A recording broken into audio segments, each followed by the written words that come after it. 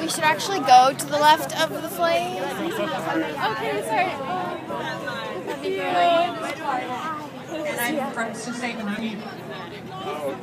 This is in memory of my unborn daughter, Melissa Ann. Really? 2 abortions? I was 21 years old when I aborted my baby.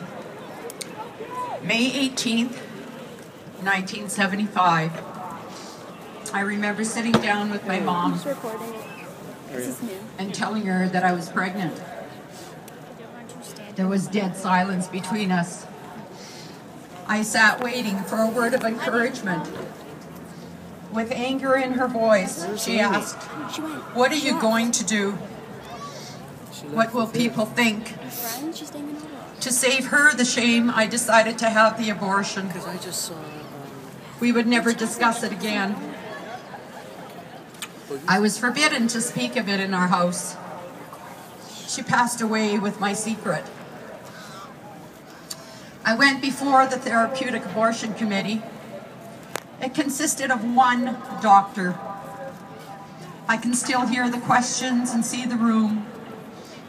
I remember squirming and sinking deeper and deeper into my chair.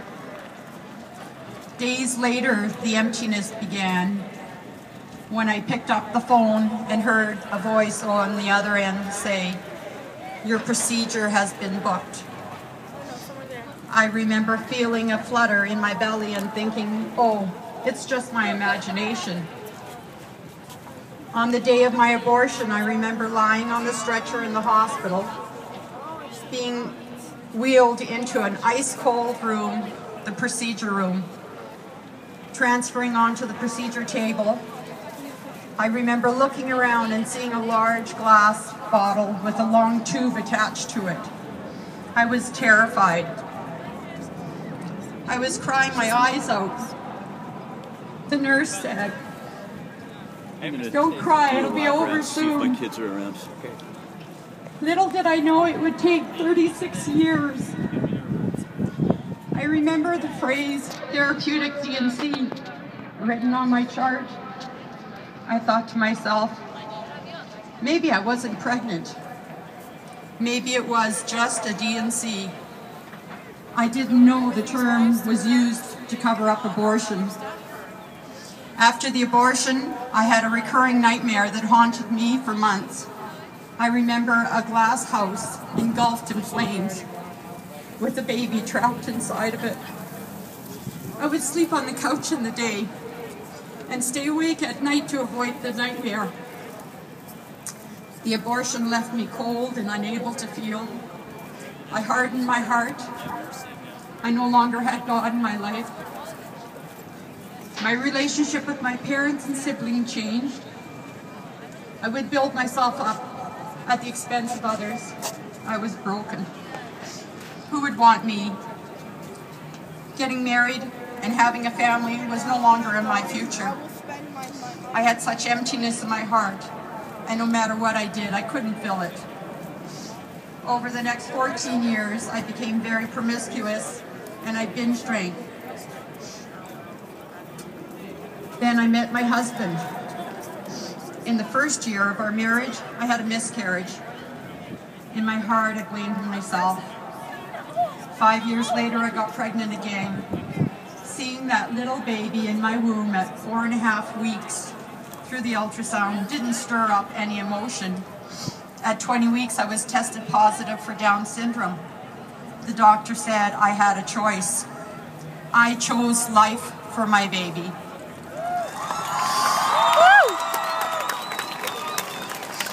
My son is 17 years old today, and he doesn't have Down syndrome.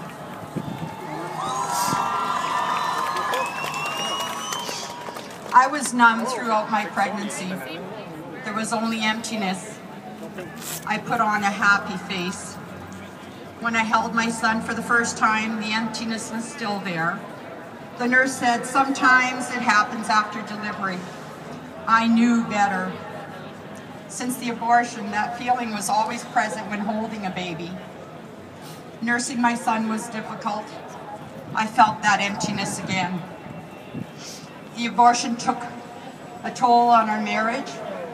We were growing further and further apart. For our marriage to survive, we needed God. I took my first step of healing. I was reconciled with God, but I continued to repress the feelings from the abortion.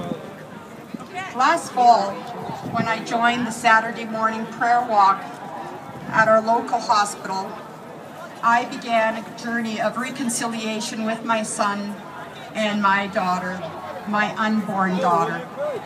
An older gentleman named Jim came with his guitar and began to sing a song about moms and their unborn children and God's love and mercy. My deep, dark secret began to surface. I began to grieve the loss of my baby.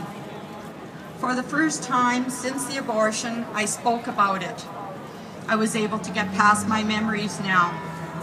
I have forgiven the doctors, nurses, my mom, who didn't give me the right answer, and above all, I have forgiven myself.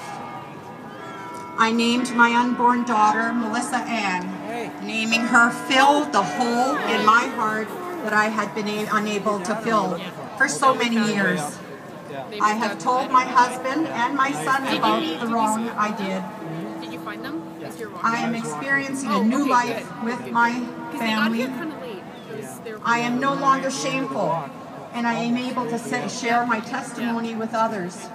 I have a very dear relationship with God, and I know Melissa Ann forgives me, and I am at peace with myself. And it is through God's love and mercy that I am silent no more.